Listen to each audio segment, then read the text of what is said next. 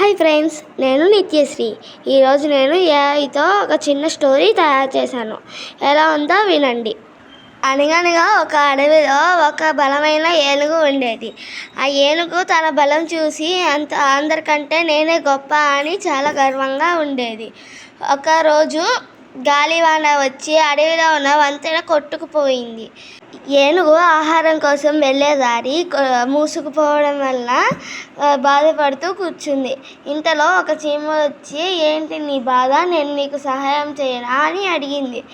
నువ్వు నా కాలిగోరు అంత కూడా లేవు, నువ్వు నాకు సహాయం చేస్తావా అని వెక్కిరించింది. చీమ ఏనుగు మాటలు పట్టించుకోకుండా తన తోటి చీమలను పిలిచింది.